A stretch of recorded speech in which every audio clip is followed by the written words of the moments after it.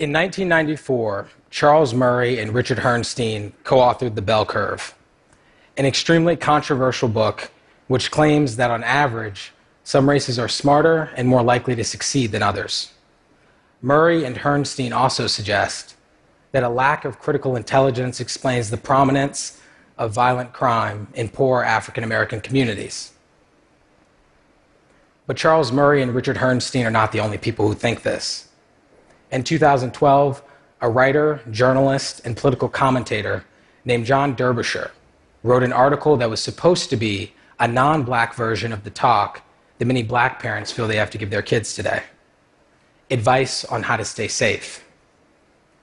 In it, he offers suggestions such as, do not attend events likely to draw a lot of blacks, stay out of heavily black neighborhoods, and do not act the Good Samaritan to blacks in distress. And yet, in 2016, I invited John Derbyshire, as well as Charles Murray, to speak at my school, knowing full well that I would be giving them a platform and attention for ideas that I despised and rejected. But this is just a further evolution of a journey of uncomfortable learning throughout my life. When I was 10 years old, my mother was diagnosed with schizophrenia, a mental illness characterized by mood swings and paranoid delusions. Throughout my life, my mother's rage would turn our small house into a minefield.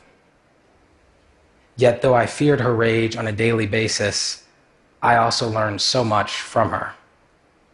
Our relationship was complicated and challenging, and at the age of 14, it was decided that I needed to live apart from her.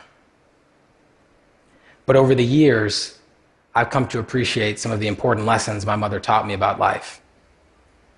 She was the first person who spoke to me about learning from the other side. And she, like me, was born and raised in a family of committed liberal Democrats. Yet she encouraged me to see the world and the issues our world faces as complex, controversial, and ever-changing. One day I came across the phrase affirmative action in a book I was reading. And when I asked her what the term meant, she spent what felt like an hour giving me a thorough and thoughtful explanation that would make sense to a small child. She even made the topic sound at least as interesting as any of my professors have.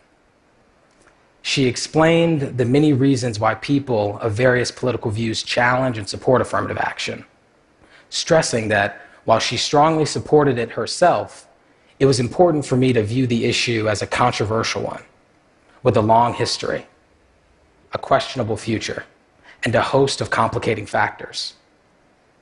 While affirmative action can increase the presence of minorities at elite educational institutions, she felt that it could also disadvantage hardworking people of different races from more affluent backgrounds.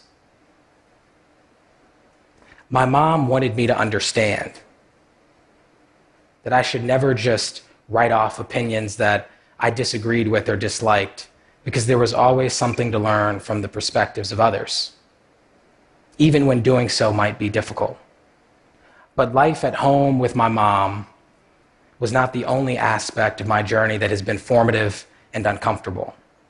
In fourth grade, she decided that I should attend a private school in order to receive the best education possible.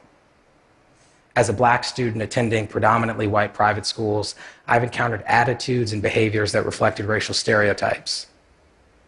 Several of my friends' parents assumed within minutes of meeting me that my best skill was playing basketball. And it really upset me to think that my race made it harder for them to see me as a student who loved reading, writing, and speaking.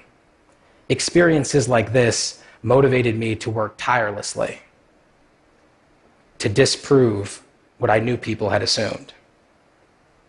My mother even said that in order to put my best foot forward, I had to be patient, alert, and excruciatingly well-mannered. To prove that I belonged, I had to show poise and confidence, the ability to speak well and listen closely. Only then would my peers see that I deserved to be there as much as they did.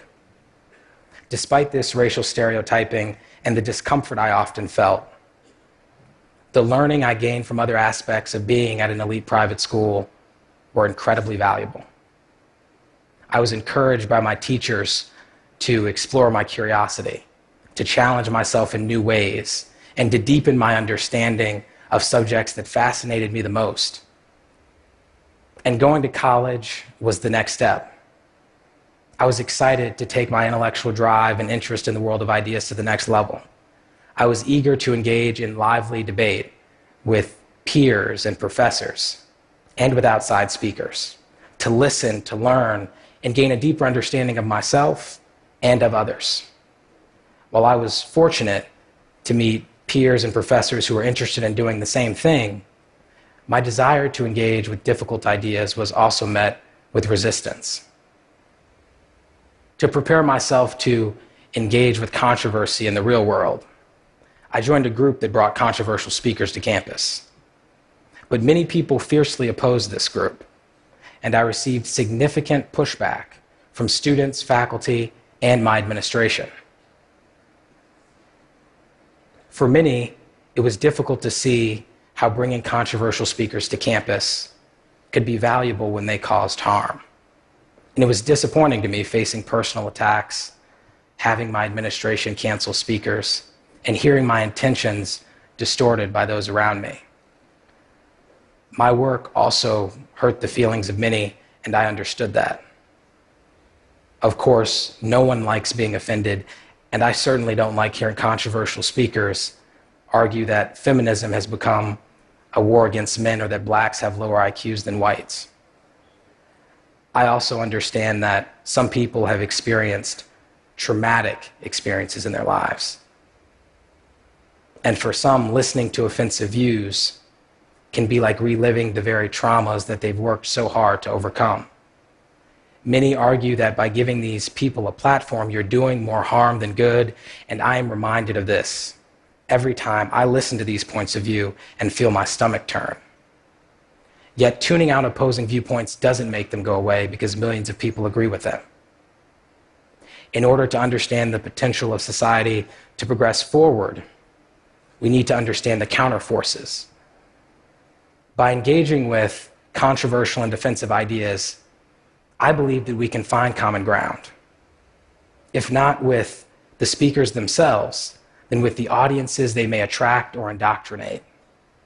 Through engaging, I believe that we may reach a better understanding, a deeper understanding of our own beliefs, and preserve the ability to solve problems, which we can't do if we don't talk to each other and make an effort to be good listeners. But soon after I announced that John Derbyshire would be speaking on campus, student backlash erupted on social media. The tide of resistance, in fact, was so intense that my college president rescinded the invitation. I was deeply disappointed by this because as I saw it, there would be nothing that any of my peers or I could do to silence someone who agreed with him in the office environment of our future employers. I look out at what's happening on college campuses and I see the anger, and I get it. But what I wish I could tell people is that it's worth the discomfort, it's worth listening, and that we're stronger, not weaker, because of it. When I think about my experiences with uncomfortable learning, and I reflect upon them, I've found that it's been very difficult to change the values of the intellectual community that I've been a part of.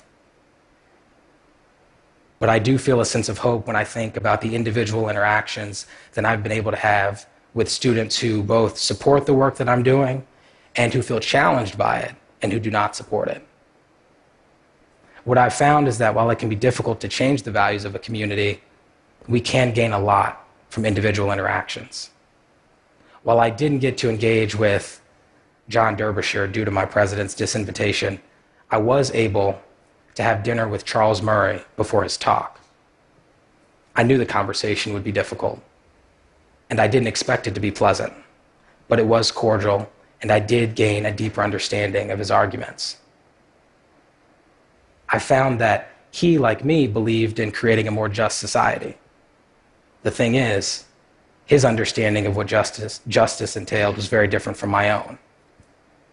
The way in which he wanted to understand the issue, the way in which he wanted to approach the issue of inequality, also differed from my own. And I found that His understanding of issues like welfare and affirmative action was tied and deeply rooted in his understanding of various libertarian and conservative beliefs, what diminishes and increases their presence in our society. While he expressed his viewpoints eloquently, I remained thoroughly unconvinced, but I did walk away with a deeper understanding. It's my belief that to achieve progress in the face of adversity, we need a genuine commitment to gaining a deeper understanding of humanity. I'd like to see a world with more leaders who are familiar with the depths of the views of those they deeply disagree with, so that they can understand the nuances of everyone they're representing. I see this as an ongoing process involving constant learning, and I'm confident that I'll be able to add value down the line if I continue building empathy and understanding through engaging with unfamiliar perspectives. Thank you.